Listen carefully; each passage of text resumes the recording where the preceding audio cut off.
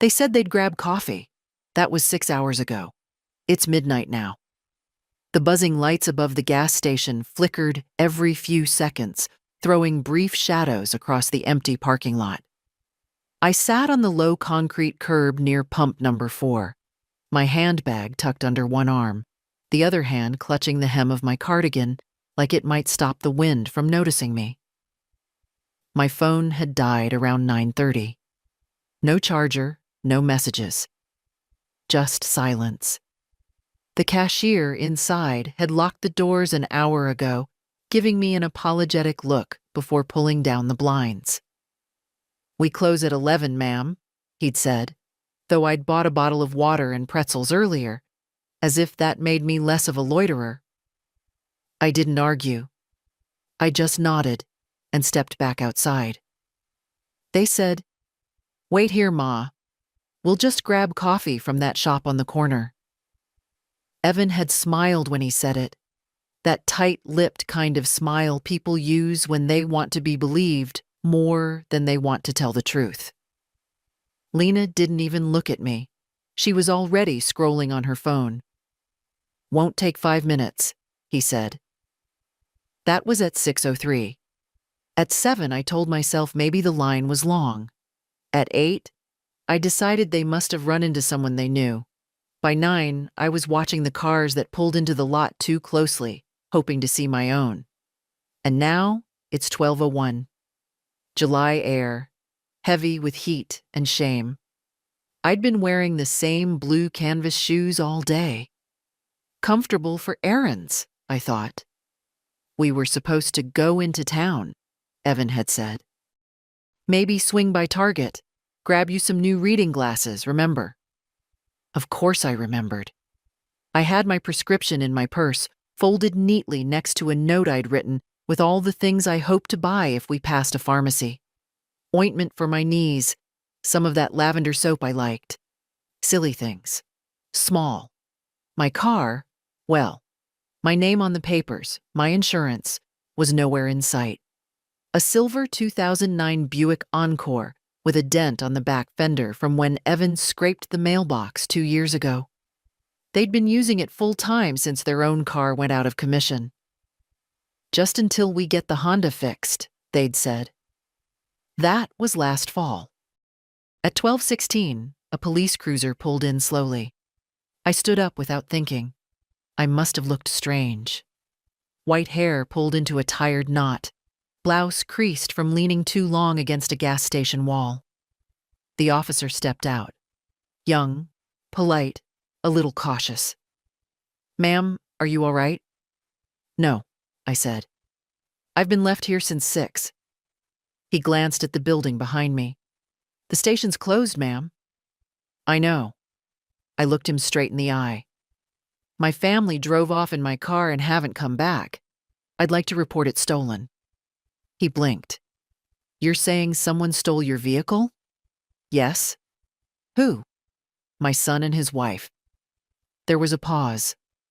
A thin strip of disbelief passed across his face, but to his credit, he didn't let it linger. "Okay," he said, nodding slowly. "Let's sit in the car. Get your statement." Inside the cruiser, the air conditioning was too cold. He handed me a clipboard. I wrote down everything: names, dates, license plate. When I handed it back, he glanced at the top sheet. "You're the registered owner?" "Yes." He was quiet for a few beats. "Are you sure you want to do this, ma'am? Sometimes people just get sidetracked." 6 hours isn't sidetracked, I said evenly. "It's a decision." Another pause. Then he took out his phone and called it in. I leaned back in the seat. The hum of the dashboard lights buzzed low. In the distance, a truck rattled by. I didn't cry. Not then. Not even when the dispatcher confirmed the VN matched the Buick registered to me. Not even when he said, "We'll file it as a non-violent vehicle theft, pending investigation." I just watched the road. Let them come back now, I thought. Let them pull into this lot and see me here, giving a statement to the law. Let them explain what kind of coffee takes 6 hours and ends with your mother sleeping on concrete. But they didn't come back. And I didn't wait anymore. They asked me twice if I was sure I wanted to press charges. The first time was back at the gas station, while the officer filled in boxes on his form. The second time, at the station, under harsher lights, where the air smelled like tired coffee and printer toner. I sat on a plastic chair that creaked under every small shift in weight. My palms rested on my knees, steady. "Yes," I said again. "Okay, Mrs. Harper." Officer Lang, that was his name, looked up from the keyboard. "We're processing it as suspected vehicle theft. Since the car's registered to you and you didn't authorize its removal, that meets the criteria." His tone was careful, respectful, but measured. The kind reserved for elderly women who might change their minds or suddenly say, "Never mind, it's just a misunderstanding." I wasn't going to. He offered me a blanket, and I said no. He offered me coffee, and I said yes. It came in a paper cup, burnt and bitter, but it steadied my hands. The station was quiet. A radio murmured somewhere behind a glass wall. One officer passed by holding a bag of fast food. I caught a glimpse of the clock. 1:12 a.m.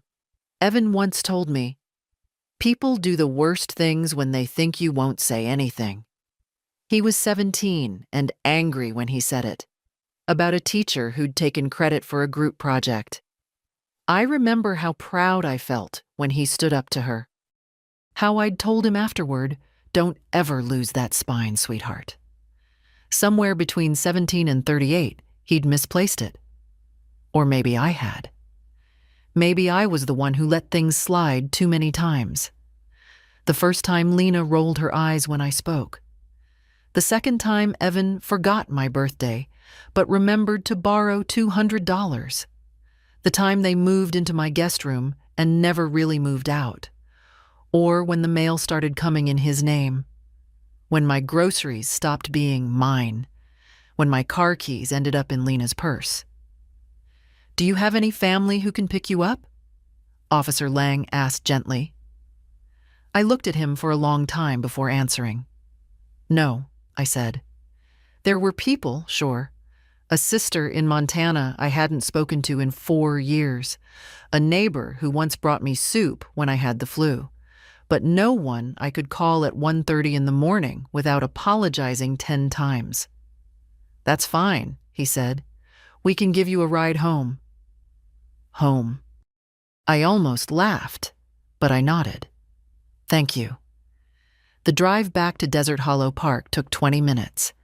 I sat in the back of the cruiser, silent, watching the familiar stretch of Route 17 pass by in reverse.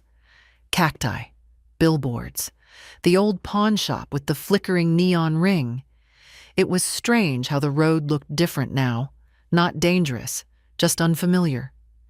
Like something I used to know by heart, but now had to squint to recognize. Officer Lang parked by the side of the trailer. "Would you like me to check inside first?" he offered. "No," I said. "It's just dusty." And it was. Dusty and quiet and unchanged. I unlocked the door and stepped inside. The air smelled like mothballs and dry curtains. I hadn't been here in over 2 weeks. They'd insisted it was better if I stayed with them. "Closer to town, Ma," Evan had said, "and the AC works better." What he meant was, Lena doesn't like driving out here. It's too empty, too quiet, too close to where you came from. I used to love this place. Still did, in some deep part of me. My trailer, narrow but neat, with a little porch and a swing that creaked when the wind got strong. Photos on the fridge. Evan as a toddler in cowboy boots. Me and Robert on our wedding day. The diner we ran before he passed. Robert would have known what to say. He would have been furious. Or calm in that dangerous way he had. Quiet, but sharp. He used to say, Being good to people doesn't mean letting them steal from you.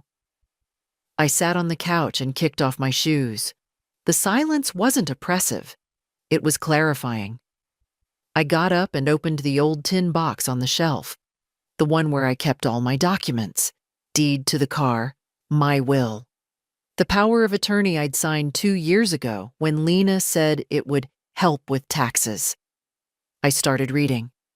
By 3 a.m., I knew 3 things. The car was legally mine. No shared title, no lanes, no excuses. The power of attorney was revocable.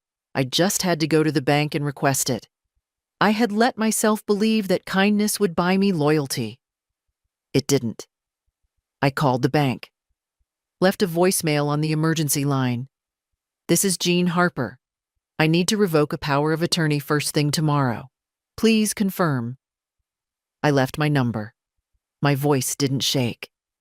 Then I turned off the lights, crawled into bed with my jeans still on, and stared at the ceiling. Outside, the desert wind picked up, rustling the dry brush around the trailer.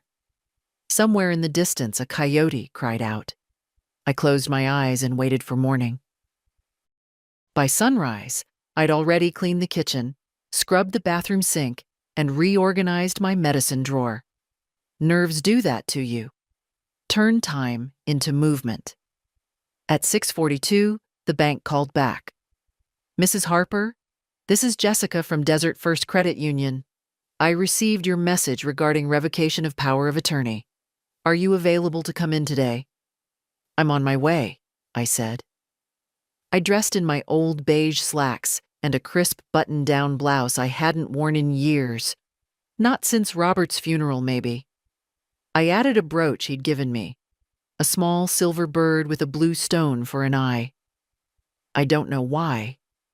It just felt like the right thing to wear when you're going to take your name back. The bank sat on the corner of Copper and Main, one of those buildings trying too hard to be modern. All glass panels and sterile lighting. I walked in at 8:02, right after they unlocked the doors. Jessica was young, maybe 30, with a sharp ponytail and long nails that clicked gently against the desk as she typed. "Let's go over everything," she said, offering a patient smile. "You had previously signed over financial access to your son, Evan Harper, correct?" "Yes," I replied, "but I'd like to cancel that. Today." "Of course," she said. "I'll just need you to sign here and here." Her printer hummed. I signed my name with a pen that felt heavier than it should have. "And now," I said when she was done, "I'd like to remove him as a joint user from my accounts. I want full control reinstated." Jessica hesitated, just for a second. "Are you sure, Mrs. Harper?" I looked her dead in the eye. "I'm sure." She typed a little longer. Then she slid a stack of papers toward me. "These will finalize it. Once they're signed, he won't be able to access your accounts, request transfers, or authorize payments." I signed every page.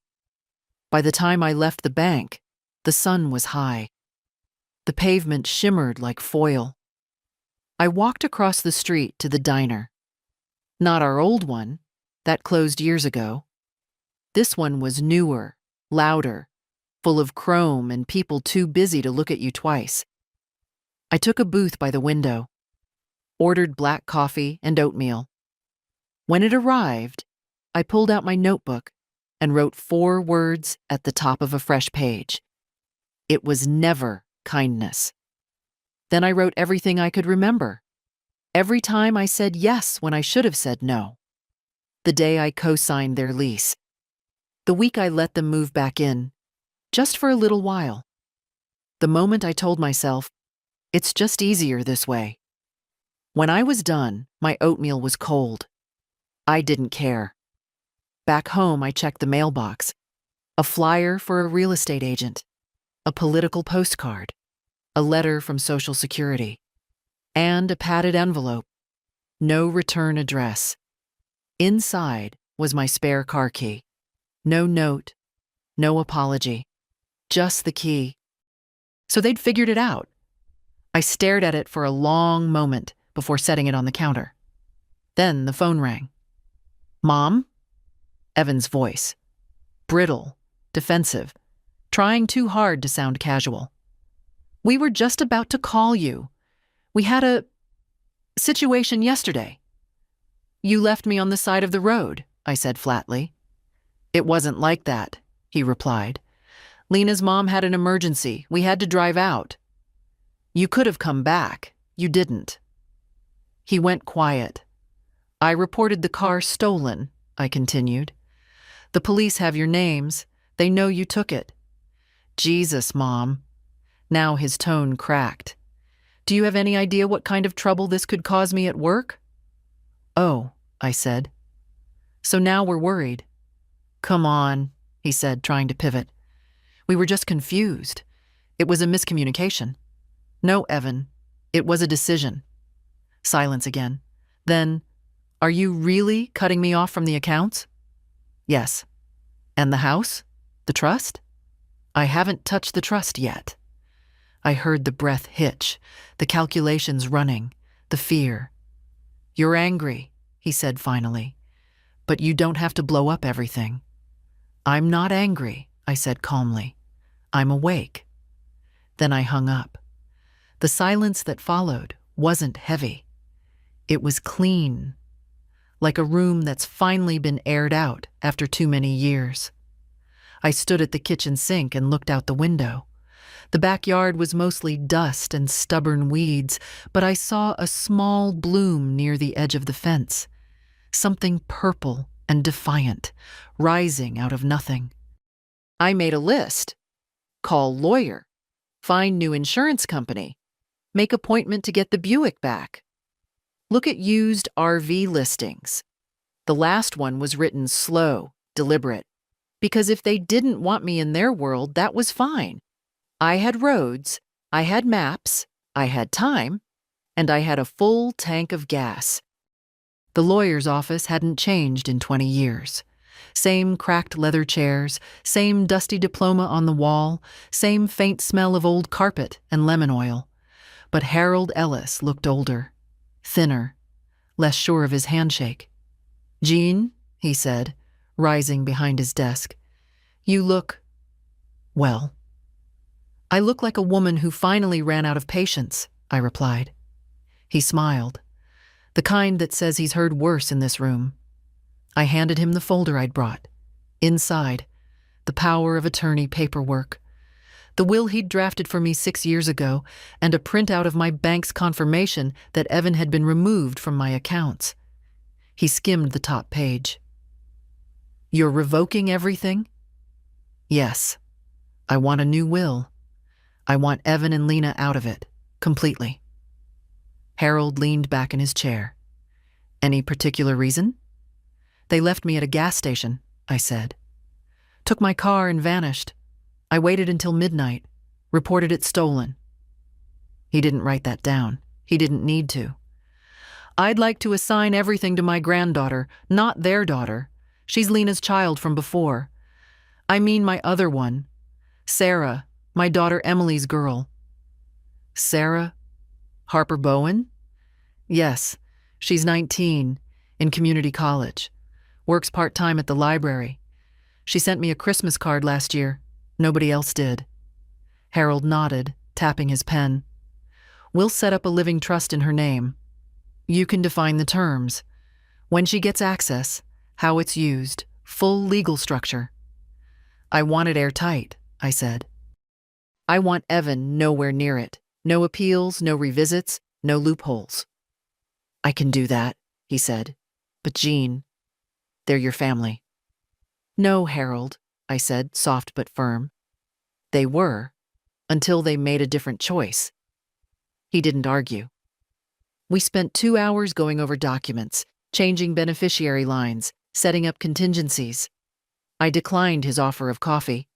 I'd brought my own in a thermos, like I used to when Robert and I came in to update our paperwork after the diner sold. Funny how easy it is to change your entire legacy with a signature.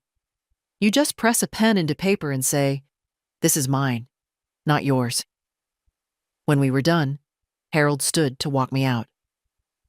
"I'm sorry it came to this," he said quietly.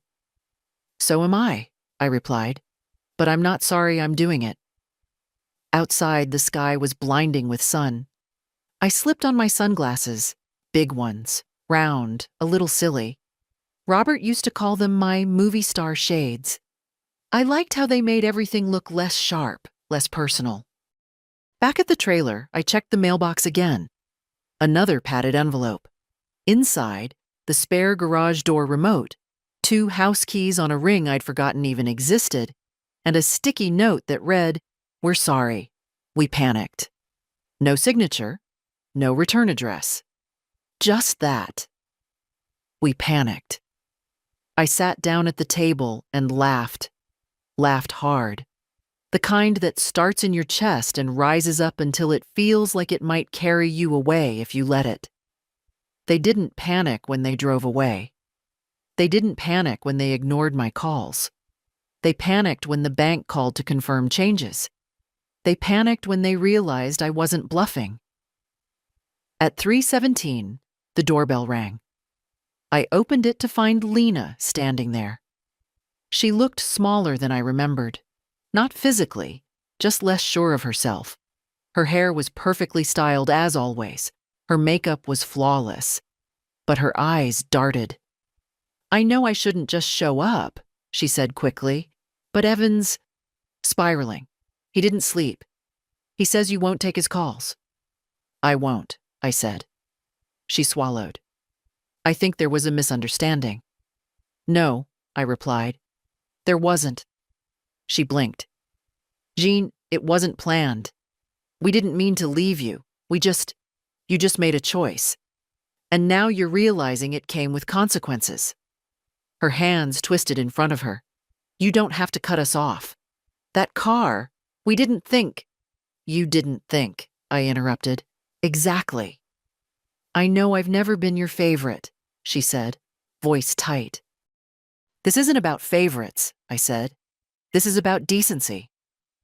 Silence stretched between us. Then she said it. The line I'd waited for, dreaded, expected. "You're still Evan's mother. You'll forgive him." I met her gaze. "That used to be true?" And then I closed the door. She didn't knock again. Inside, I stood still for a long time, staring at the wood grain of the door. My breath slow. My pulse steady. The quiet wasn't lonely. It was mine. I didn't cry after I closed the door on Lena. That surprised me. For years I'd cried quietly, behind bathroom doors, into dishwater, under old quilts. I cried when Robert died, of course. But I also cried when Evan forgot my birthday, when Lena rolled her eyes across the dinner table, when I sat alone on Christmas Eve and told myself, "They're just busy. That's all." But this time, I made a cup of tea and sat in silence. I didn't feel triumphant. I didn't feel bitter. I felt like the ground beneath me had finally stopped shaking. There was grief in that too, but the kind that makes space for clarity. The next morning, I called Desert Hollow RV Sales. "Do you sell used models?" I asked. "Plenty," said the cheerful woman on the line. "What's your budget?" "Enough," I said. "I'm not looking for luxury, just something that runs, doesn't smell like mildew, and won't fall apart in the rain." She laughed. "We've got 3 that might fit the bill." I made an appointment for noon. Then I started packing. I didn't need much. Just a few clothes, the photo album with the cracked leather spine, Robert's old coffee mug, my thermos, a paperback I never finished, and the small green box where I kept my keepsakes. The locket from my grandmother, a ribbon from Emily's first dance recital, a tiny stone Evan once gave me when he was 6, declaring it magic. It wasn't about running away. It was about walking out the door without having to leave part of myself behind. I took my time at the RV lot.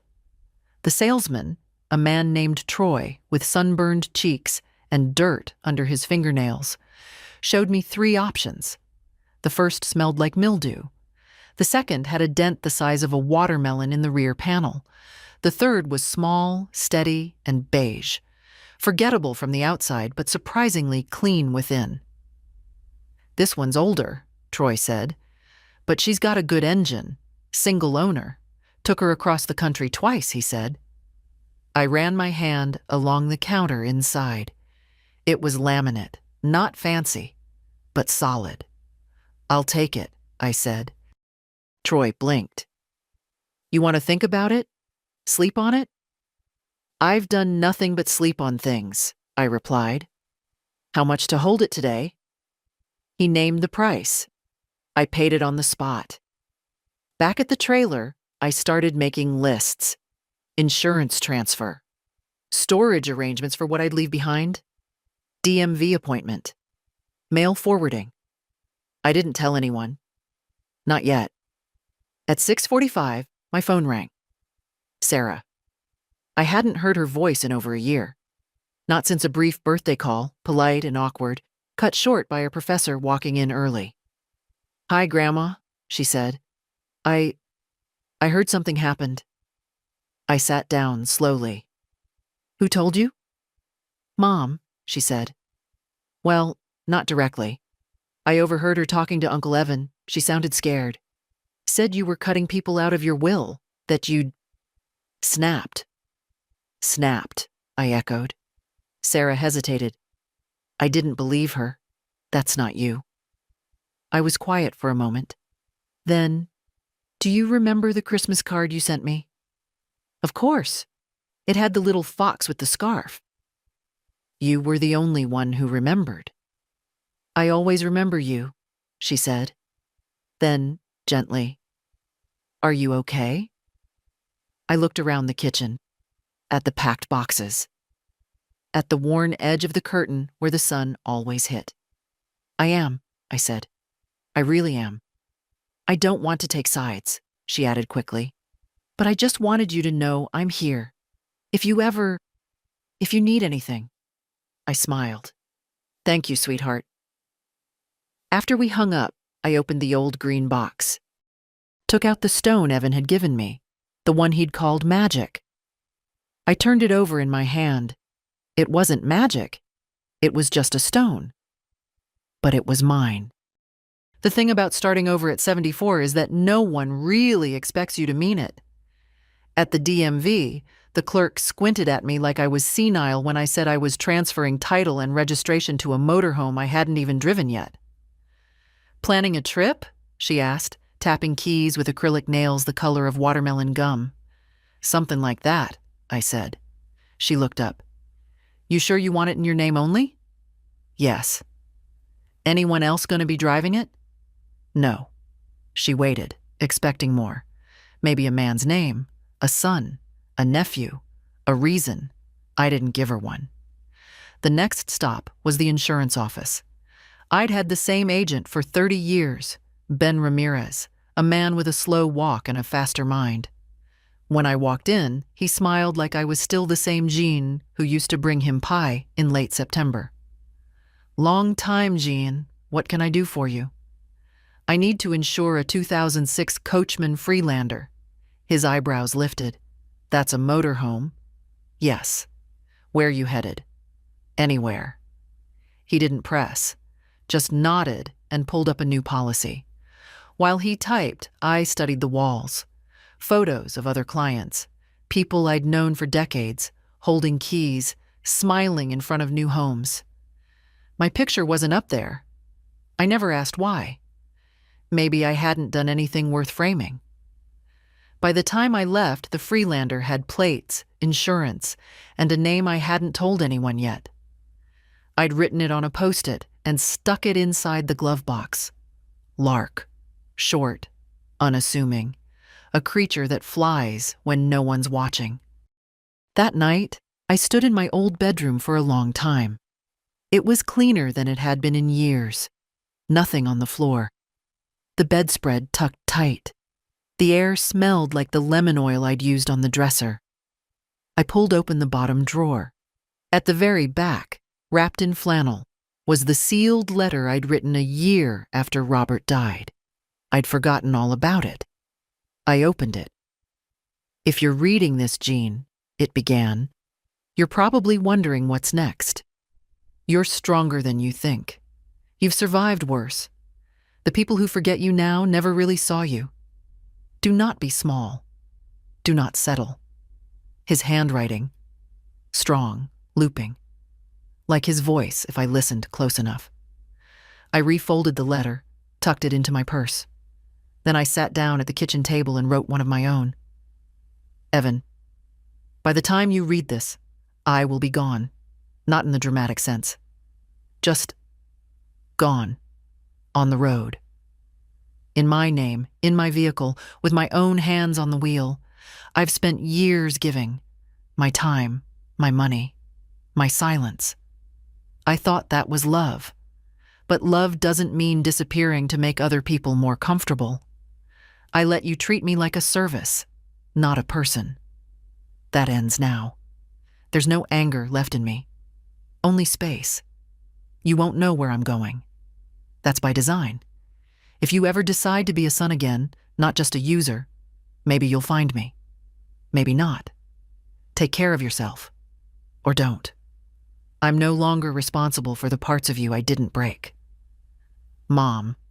I signed it in ink that didn't smudge. Left it on the kitchen counter. The next morning, just before sunrise, I slid behind the wheel of Lark. The seat was high. The air smelled like vinyl and possibility. I started the engine. It coughed once, then roared. I didn't look back. The road out of Desert Hollow was long and flat, the kind of nothingness that looks like freedom when you've got nowhere to be. I drove with the window cracked open. Dry air poured in, hot and gritty, but it beat the silence. The radio worked, barely. I caught pieces of an old country song, then static, then a preacher's voice talking about sin and salvation like they were sold at the same price. By noon, I'd passed through 3 towns, none of which I stopped in. I wasn't running from anything, not exactly, but I didn't want to answer questions from a diner waitress with too much eyeliner asking, "Traveling alone, hun?" Yes, I was. I pulled into a campground by a dry riverbed. A sign said, "First night free." After that, you better be interesting. I liked that. Parked beneath a crooked mesquite tree and killed the engine. The air buzzed with heat and insects. I stepped out, stretched my legs, and for the first time in weeks, I felt something settle in me. Not peace, not quite. Just room. I sat under the tree and made a sandwich with what I had. Peanut butter, saltines, the last of the hotel jam packets I'd stuffed into my bag last month. I didn't mind. I ate it slowly, watching ants discover the crumbs. That night, I met Doris. She parked 2 spots over in a sleek little trailer with solar panels and potted succulents in the window. 60-ish, wiry frame, silver braid down her back like a horse's tail. She waved with a cigarette between her fingers. "You just passing through?" she asked. "Something like that." "I'm Doris." "Jean? Hell of a name. You look like a Jean. Tough. Got stories?" I smiled. "Maybe." She came over later with 2 plastic cups and a bottle of something brown. We sat on lawn chairs under a sky that refused to end. "I left Bakersfield last year," she said. "Kids wanted to put me in a safe place. Told me I shouldn't be alone anymore. You know what that means." "I do." "I told them I'd rather die drunk in a ditch than be babysat like a broken dog." I laughed, loud and real. She studied me. "You run away from something, Jean?" "No," I said. "I just finally ran toward something." "Which is?" "Myself." She clinked her cup to mine. "Damn right." We sat in silence for a while, watching the desert go from orange to dark. Coyotes howled somewhere far off, but I wasn't afraid. Not anymore. Before bed, I wrote in my notebook, Day 1. Nobody told me the first taste of freedom is so quiet. I slept with the windows open. No dreams. Just the hum of space and breath and stars too big for anyone's permission. By the third morning on the road, I stopped counting towns. They all blurred into the same faded gas stations, chipped motel signs, diners that smelled like fryer grease, and sun-beaten vinyl booths. I didn't mind. Every place offered something I hadn't felt in years. Anonymity. I found a laundromat in a town called Mercer's Bluff. One of those storefronts with flickering lights and a bulletin board full of handwritten ads. Free kittens, help wanted, cash only, guitar lessons from a man named Clay. I did 2 loads of clothes, folded them slow, took comfort in the rhythm. I used to own a place like this. Before I sold it. Before I became the woman my son stopped seeing. In the parking lot, a young man approached me. Early 20s, maybe. Baseball cap, dusty boots, a face too sunburned to be threatening. "Excuse me, ma'am," he said. "You dropped this." He held out a receipt. Mine, from the machine inside. A silly thing. Still, I thanked him. "You driving that RV?" he asked, glancing toward Lark. "I am." "Alone?" "Yes." He nodded, slow. Cool. Not pitying, not condescending, just surprised. That felt new. I filled my gas tank, bought a Gatorade, and drove out toward a rest area with shade trees and picnic benches. Lark rattled a bit on the incline, but she held. She always held. As I sat under the tree, feet up, Gatorade sweating in my hand, my phone buzzed. It was a text. From Evan. "Mom, please, can we talk? Just talk. I don't know what to do anymore." "I didn't think you'd actually leave." I stared at it. For a second, I felt the tug. The old pull of obligation, of fixing things. That voice that says, "Be the bigger person. Make peace. He's still your boy." But then I remembered the gas station. The heat. The darkness. The sound of nothing. I didn't reply. Instead, I opened my notebook and wrote, "If you want someone to come home to, you don't leave them in the dirt." Later that evening, I drove into a town that didn't seem to have a name, just a road sign that said, "Population, small enough to notice a stranger." I pulled into a grocery store lot and went inside for milk and bread. At the checkout, the clerk, an older woman with tired eyes and a soft voice, smiled as she scanned my items. "You passing through?" "Always," I said. She nodded like she understood. "You take care now." Back in Lark, I found a small envelope slipped through the driver's side window. No address, just my name, not Mom, not Mrs. Harper, just Jean, written in crooked pencil. Inside, a folded piece of paper. "Saw you pull in. Reminded me of my grandma. She had guts, too. Don't let anyone call you alone like it's a weakness. Sometimes it's the only way we hear ourselves again." K. No number. No name. Just that. I sat with it in my lap for a long time, the engine off, the sun folding into orange behind a distant hill. It wasn't the message that moved me exactly. It was the timing. The way it arrived just when I was starting to forget who I'd been before all the giving. That night, I didn't park at a campsite.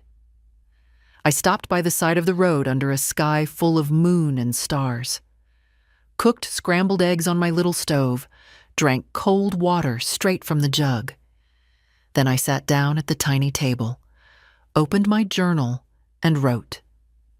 Day 3. Being alone is not punishment. It's permission. Somewhere outside Barrow's Mill, the road began to curve, gentle, like a hand guiding you forward without force. I followed it without checking the map. That's what I liked most about driving now. Not knowing exactly where I was headed, but knowing I didn't have to ask anyone's permission to get there. Around midday, I saw the sign, Local Market Today. Vendors, music, community. I pulled Lark into a gravel lot beside a weathered barn and got out. The air smelled like grilled corn and kettle popcorn. Kids ran barefoot across dry grass. An old man played guitar under a pop-up canopy, singing a tune I didn't know but recognized anyway. Something slow about time and rust and forgiveness. I wandered through rows of tables, handmade soaps, tie-dye scarves, jars of pickles with handwritten labels. A woman in a wide straw hat waved me over. "Need some lavender oil, sweetheart?" she asked. I almost said no out of habit, but stopped myself. "I think I do," I said.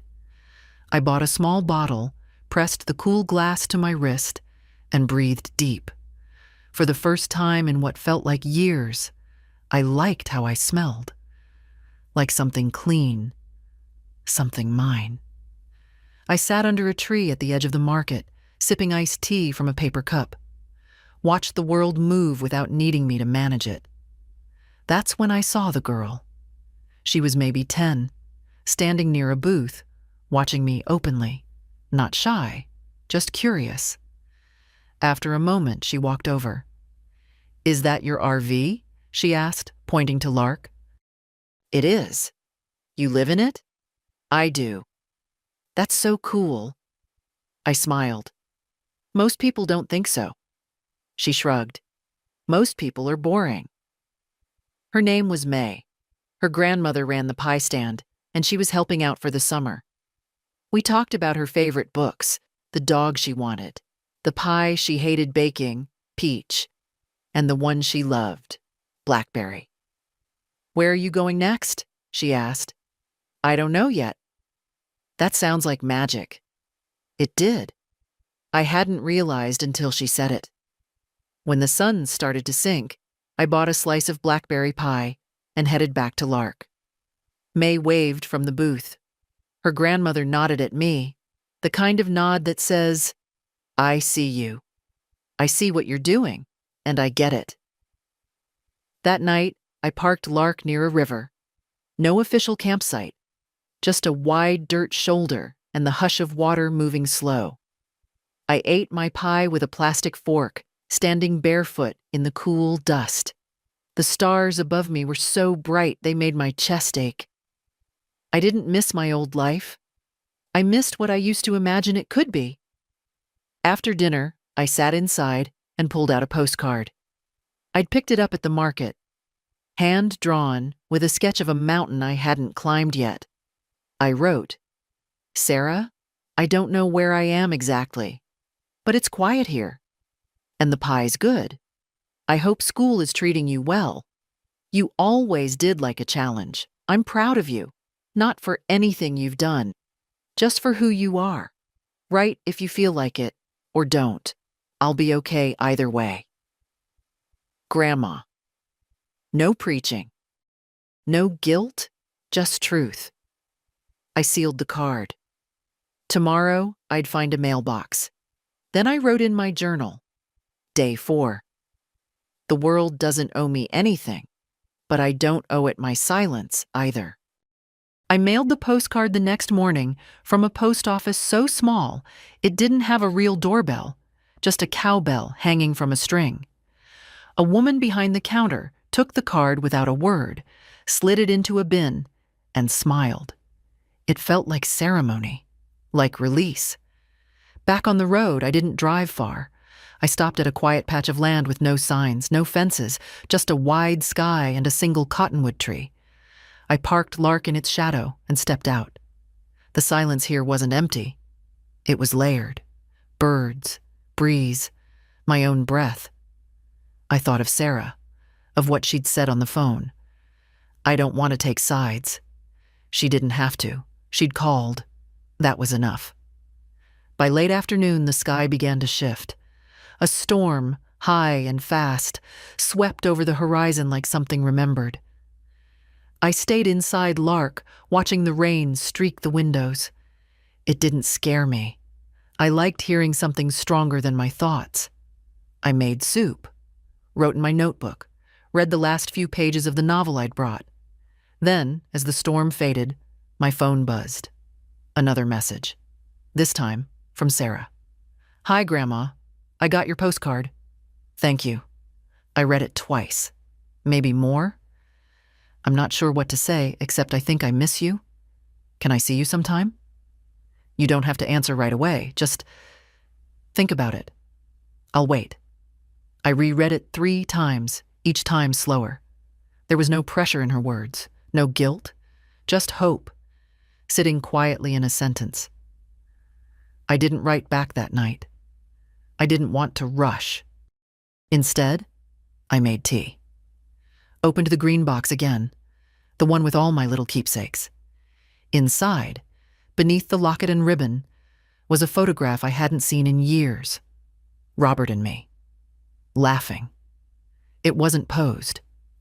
Someone must have caught it off guard.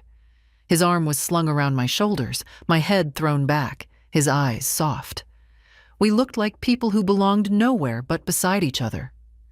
I laid it flat on the table. Beside it, I placed a new photo, one I'd taken that afternoon. Me, barefoot, outside Lark, holding a cup of tea, the cottonwood tree behind me like a witness. Side by side, they told the truth. I hadn't stopped being me. I'd just stopped being seen. Before bed, I wrote in my notebook. Day 5. Some people wait to be chosen. Some remember they already were. I fell asleep to the sound of crickets and the low, faithful hum of my tiny refrigerator. In the morning, I'd decide where to go next. But for now, I was still. And still was enough. The road stretched out like a ribbon someone had let go of. Loose, wavering, untied. I drove slow, letting the air drift in through the cracked window. My hands rested light on the wheel. I wasn't rushing anymore. I wasn't chasing a destination. Just moving. It was mid-morning when I passed a faded sign. Winslow, 12 miles. The name struck a chord. Not from memory, but from that old song Robert used to hum when washing the car. I pulled into town just before noon. Winslow wasn't much. A main street with 3 traffic lights, a post office, a barbershop, a corner diner with "World's Best Pie" painted in chipped red letters across the window. I parked Lark and stepped inside. The place was cool, dim, and smelled of sugar and something frying. A bell above the door jingled. A waitress in her 60s gave me a once-over and nodded. Sit anywhere. I chose a booth by the window. She brought water and a menu that didn't need reading. I ordered black coffee and whatever pie she had left. "You're not from around here," she said, scribbling in her pad. "No," I said. "Just passing through." She smiled. "That's what they all say. Then winter comes and they're still here, wondering what happened." I smiled back. Not this time. The pie was pecan. The crust was heavy, not quite flaking, but honest. I ate it slowly, thought about Sarah's message again. Her quiet words, that careful pause before "Can I see you sometime?" Outside the window, a boy no older than 12 rode a bike in lazy loops, dragging one foot like a rudder. He wore a red t-shirt 2 sizes too big and a grin that reminded me of Evan when he was young, before the weight settled in his shoulders, before he stopped riding bikes. I finished the pie, left cash and a generous tip. Back in Lark, I pulled out a folded map. Not a GPS, not an app. A real paper map, creased and worn, the kind that unfolds your memory right along with the road. I circled 3 towns I'd heard about from strangers along the way. Places with rivers, with music, with the kind of quiet that doesn't swallow you. Then I drew a 4th circle, not far, a detour, a town near Sarah's college. I didn't plan to stop. just to pass through, see the campus, know the geography of where her voice lived. The drive took most of the afternoon. I kept the radio low, blues and static, old voices crackling in and out. It suited me. When I reached the outskirts, I parked by a wide public park and walked. The grass was green and patchy. Students sprawled on benches and picnic blankets, their laughter easy, forgettable. It didn't sting. It soothed. I found a bench, sat, watched the sun tilt toward evening, and then, without meaning to, I dialed her. Not text, not email, her number. She picked up on the second ring. Grandma? Hi, sweetheart. A pause. Are you nearby? I hesitated. Closer than I planned to be. Do you want to meet? Her voice was careful, like she didn't want to scare me off. I looked out at the trees, the way the wind moved them gently, like someone brushing hair behind an ear. Only if you're sure. I'm sure. She arrived 15 minutes later, wearing jeans and a green jacket, her hair pulled back in a loose knot. She looked like her mother at that age. Emily's same quiet eyes, same way of scanning a place before stepping in. We hugged, lightly, then tighter. We got coffee from a cart near the library and sat on a bench that creaked. I didn't think you'd come, she said. I didn't think you'd want me to. I always wanted to, she said. I just didn't know how to ask. That hit something deep. Not painful, just old. I'm sorry for disappearing, I said. I'm sorry for waiting so long. We sat a while, sipped in silence. Then she said, Are you happy? I thought about it. I'm not finished yet, but I'm getting there. She nodded. You look like someone who knows where she's going. I smiled. Finally. That night, I parked Lark by a quiet trail just outside town. No campground, no lights, just trees, stars, and a girl I loved now within reach. I didn't know what would come next. I didn't need to. Before bed, I wrote, Day 6. The people who find you when you stop searching, keep them. Sarah came by the next morning with 2 muffins and a secondhand thermos of coffee. I stepped out of Lark, wearing my old sweater and thick socks, feeling suddenly like the grandmother people write poems about. She didn't treat me like one. She treated me like someone worth showing up for. We ate on the small, fold-out table just inside the RV, knees nearly touching, the smell of brewed coffee curling between us like a thread being re-stitched. I told my roommate you were parked in the woods, Sarah said, smiling. She thinks you're a spy or something. I like that better than runaway senior, I replied. She laughed, freely, like she used to when she was 10, and I showed her how to burn sugar on creme brulee with a lighter.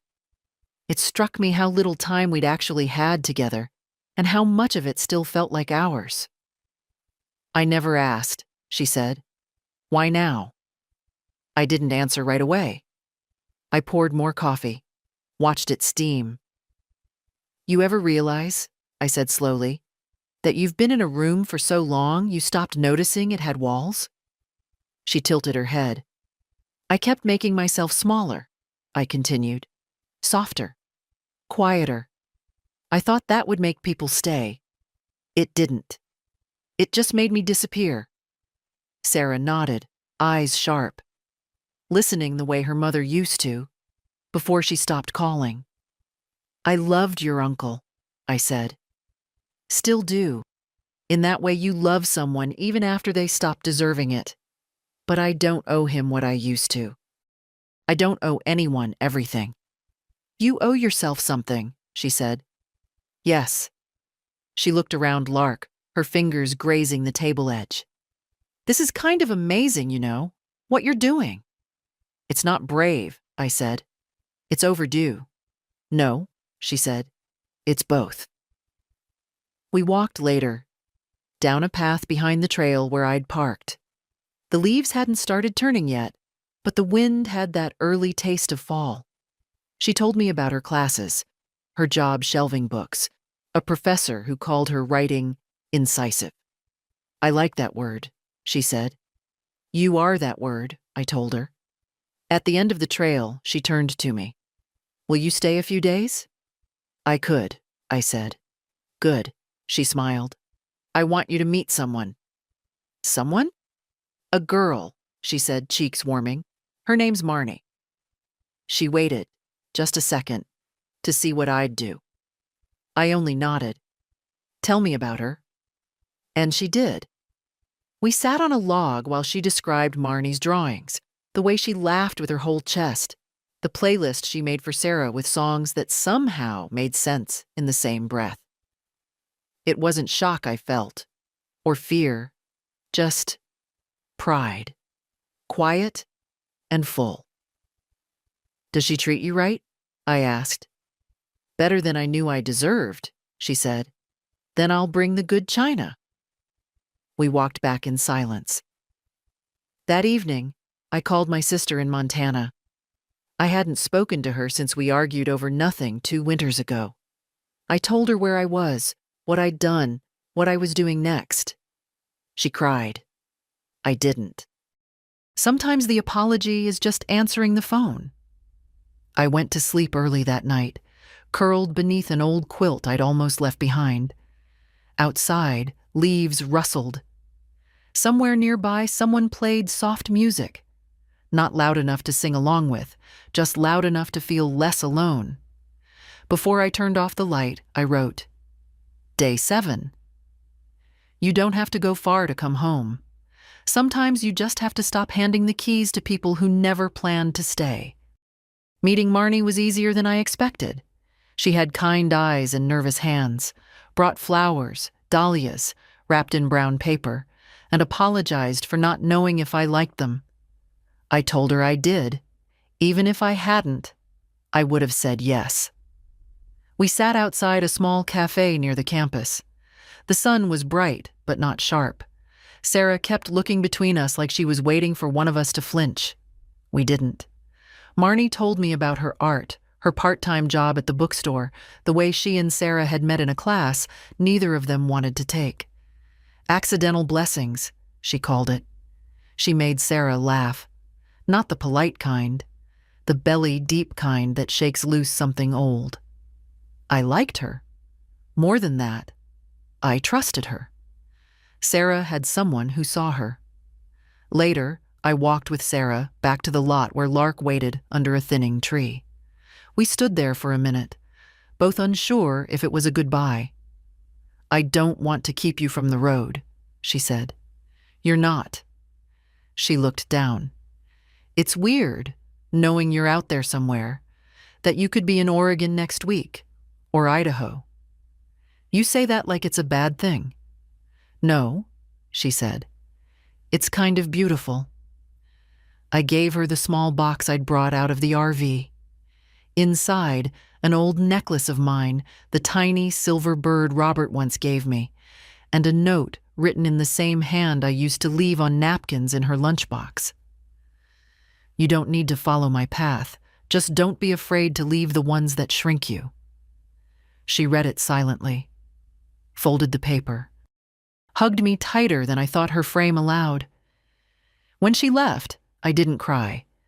I just stood there for a long time, hands in my pockets, heart still warm from something that finally didn't need fixing.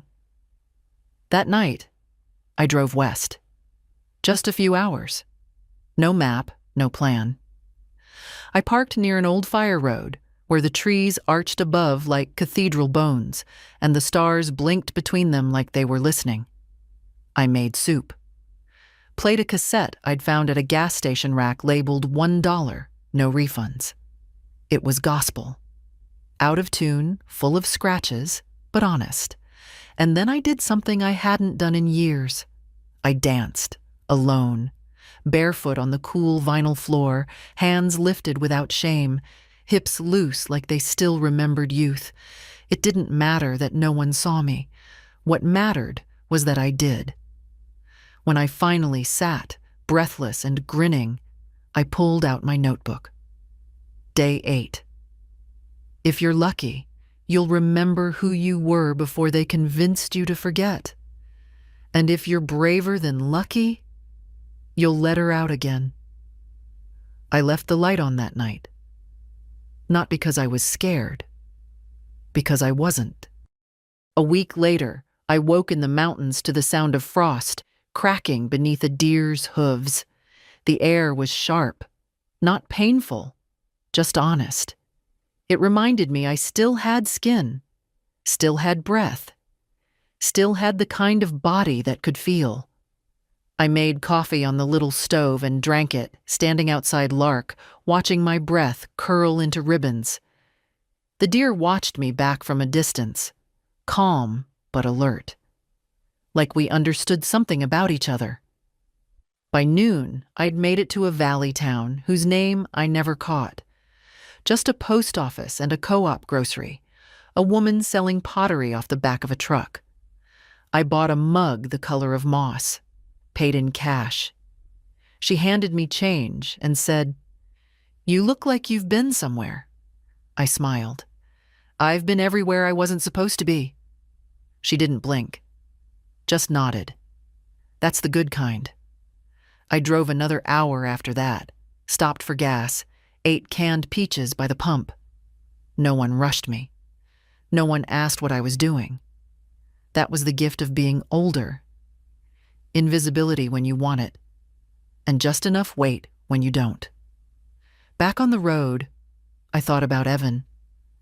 I hadn't heard from him since the last message, the one where he said he didn't recognize me anymore. I didn't reply. I didn't need to. He was right. I wasn't the woman he'd known. I was the one I'd been before I started sacrificing her. At the next town, I found a library. Walked through the quiet halls, let my fingers trace the spines. I borrowed one book, Travels with Charlie, Steinbeck. I'd read it decades ago, but it felt different now, like a conversation I was finally ready to have. In the back of the library was a bulletin board covered in notes, looking for part-time work. Free piano, you move it. Writing group. Sundays, no egos. That one caught my eye. I took a photo.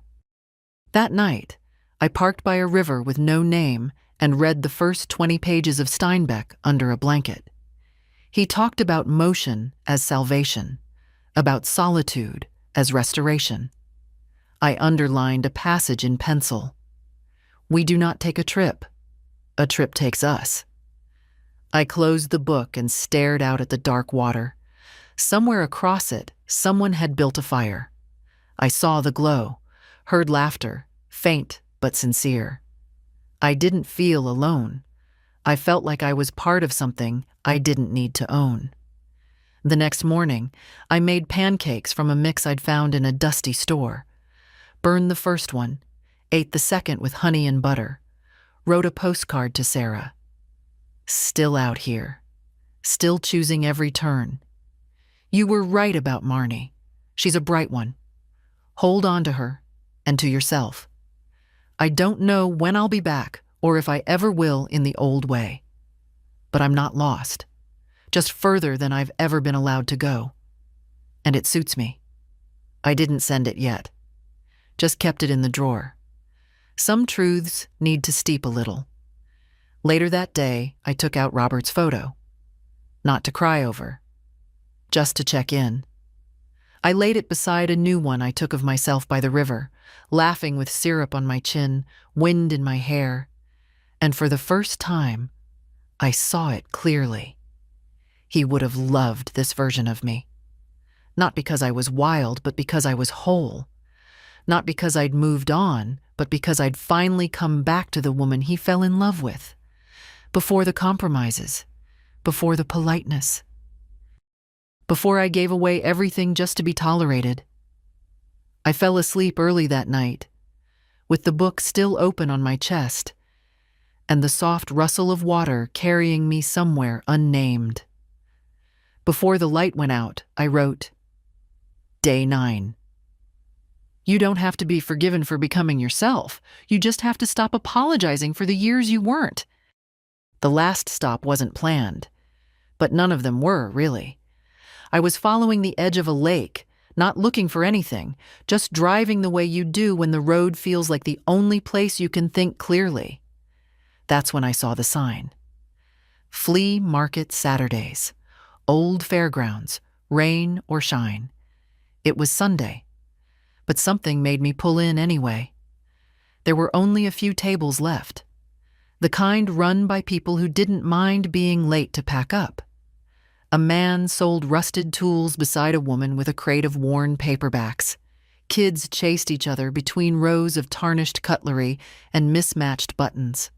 I walked slow. No purpose, no hunger.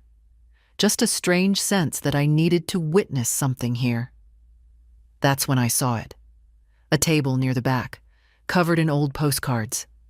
Hundreds of them, sorted by color, not location. Pale blues, browns, sun-faded reds.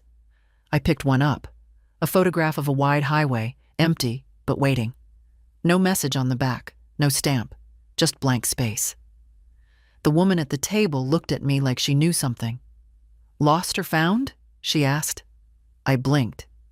"Excuse me?" "People buy these when they're looking for something," she said, "or when they've just found it." I didn't answer, just smiled. Bought the card. Back in Lark, I sat at the little table and looked at it again. That road, that sky, that strange, quiet invitation. I flipped it over and wrote just one sentence. I am not angry anymore. Then I folded it, slid it into the green box, and closed the latch. That evening, I drove to the edge of a bluff. The sky was clear, and the land below stretched like something unfinished. I made a small dinner, washed the plate, brushed my hair, put on the soft sweater with the hole near the hem, the one Robert always teased me about. Then I called Evan. It rang 5 times before he picked up. His voice was smaller than I remembered. "Mom?" "I won't stay long," I said. "I just want to say one thing." "Okay. I'm not coming back, not to the life you wanted me to stay inside." "I didn't mean to, I know," I said. "But you did." Silence. "I'm not angry anymore," I continued, "but I'm also not available for who I used to be." More silence.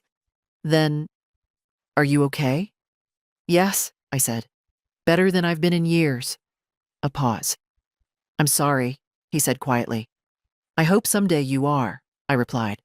"Not just for me, for yourself." I didn't wait for his reply. I hung up, gently, like setting down something too heavy to carry any further. Then I stepped outside.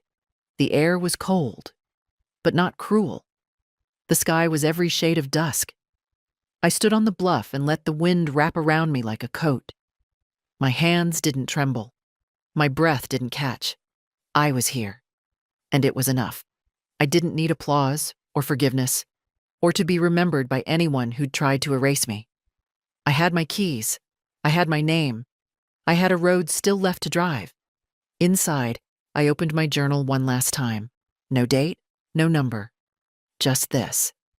There is no age where you stop deserving to be whole.